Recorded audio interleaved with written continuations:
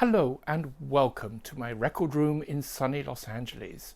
Now, I know it's been many months since I posted a new video and I've been feeling really guilty about that, but I simply haven't had the time. And the reason I haven't had the time is actually been very exciting. And I just wanted to fill you in on this, and because I think you might be interested to know. And then I will be posting another video very soon in the next day or two, all to do with coronation music, given that we've got the big coronation happening in England. So here's what happened.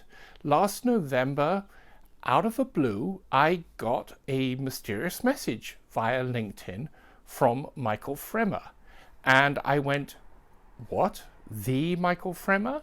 Now, for those of you who don't know, Michael Fremer has been for decades one of the leading audiophile journalists writing about music in the Absolute Sound, then Stereophile. And he has been really more responsible than just about anyone for keeping records alive. Now, I first discovered his writing back in the late 90s, funnily enough, after I had just almost sold my record collection. Unbelievable. But that's what happened. I was living in Los Angeles, I was in graduate school, money was really tight, and I hadn't played my records in years. And I thought, oh, maybe I can raise a little bit of money by selling them. So I called in a local record dealer from a store called The Record Collector here in Los Angeles, and he came and perused my records. So I had quite a few of them. I've been collecting since I was 10, and he offered me a fairly minimal sum of money for them.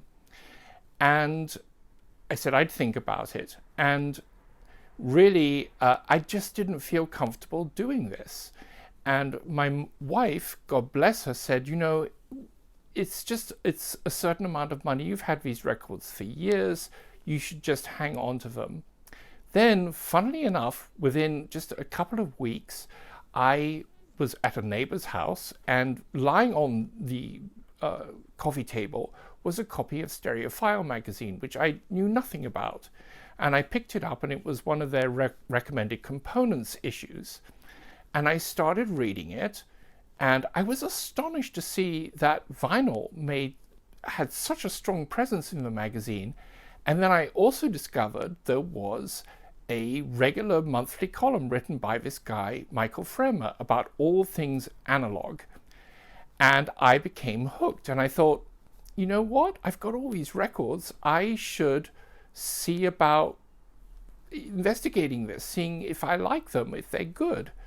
And so I used a Rega P3 turntable in very good condition, got a new cartridge for it, got it all working, set it up. I couldn't believe my ears. I just put on a regular old Deutsche Grammophon record, and it sounded amazing.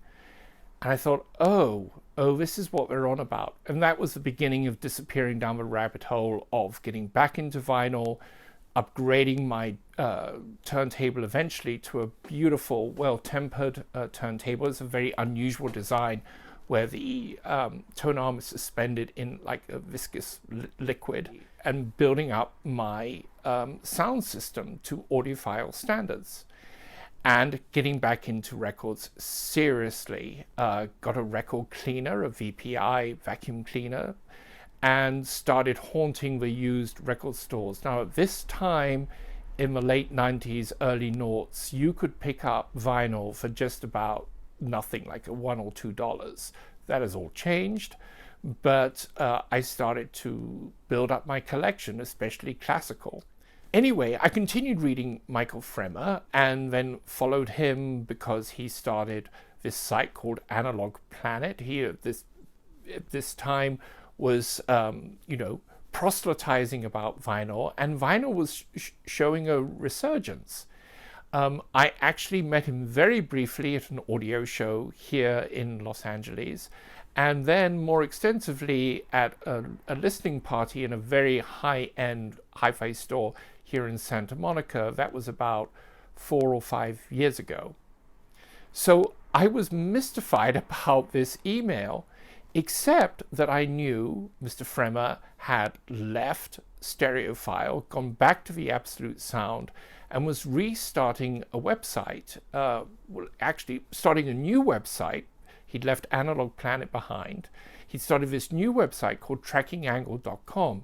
Now, Tracking Angle was this fantastic magazine that he put out for a period of a few years, full-color, glossy magazine, focused on all things analog, records, with wonderful music articles. And I had bought all the copies of that magazine back in those days. So anyway, I knew what Tracking Angle was. It was about to come online.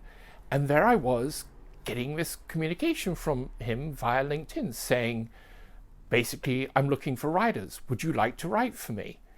And I thought it was a bit of a joke. I sent a message saying, was this auto-generated by a computer or something? And he got back to me. He said, no, I'm really interested. Someone recommended you. So it turned out that one of my viewers here on this channel, you know who you are, Nick, and a huge debt of gratitude to you, had become a huge fan of these videos, and he was involved in the business side of Trackinganglecom. And he had spoken to Michael about me and said, you've got to contact this guy. He might be really good as a writer for your channel. So that's what happened. And I said, well, look, my main area of interest is classical and film music, but I also have tons of other material. Why don't I write a piece for you, a sort of trial piece about the Andrew Lloyd Webber variations for cello and rock band? It's kind of interesting. It's a sort of intersection between classical and rock. And he said, fine. So I wrote the article and he loved it. And that is what has been happening. I've just been writing all these articles for him. I wrote a very big article about Handel's Messiah, Christopher Hogwood's recording, and how that changed the classical record industry.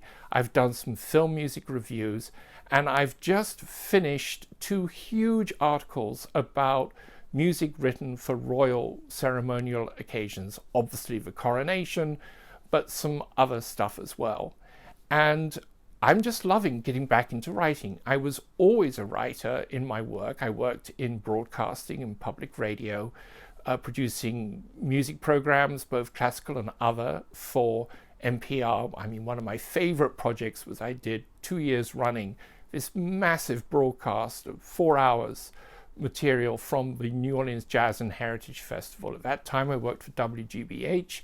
We had a bus we had converted to a mobile recording studio.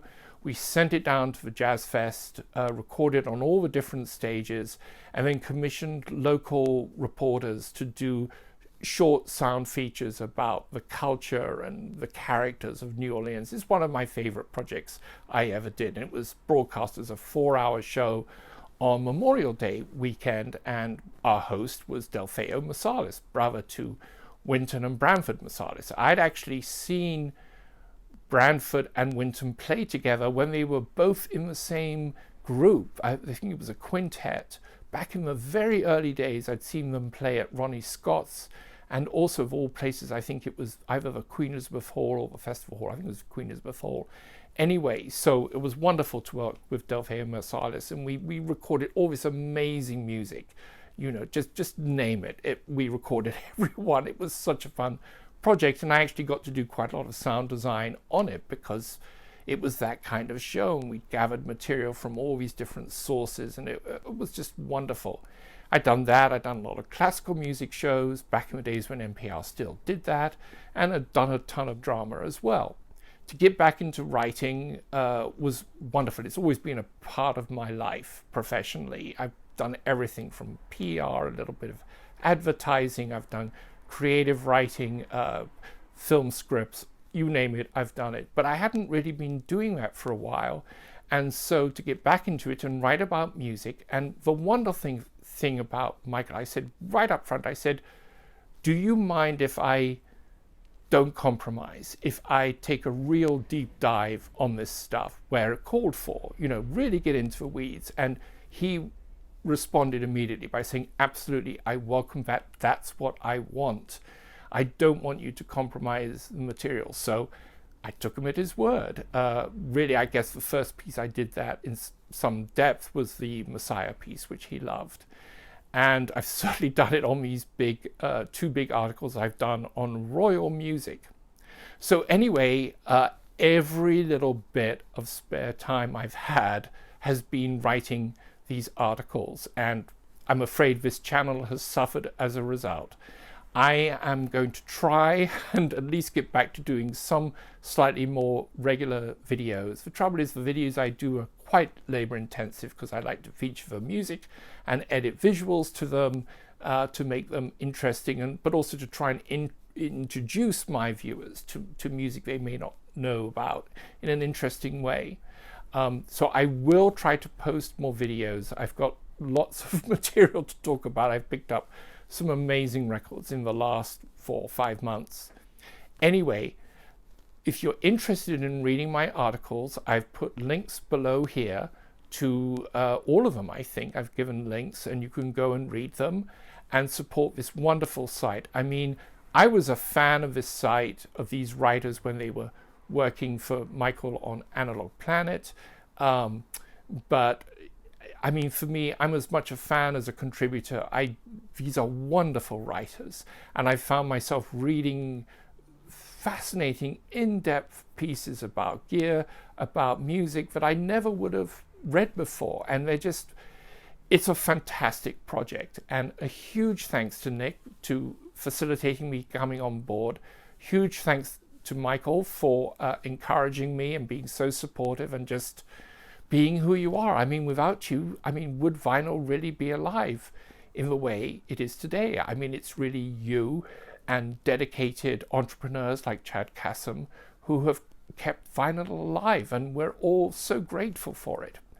Anyway, that was what I wanted to let you know all about. And thank you so much for watching. Thank you for being patient. I love your comments. I don't always get to them right away. But when I do, I get into these fascinating conversations with my viewers.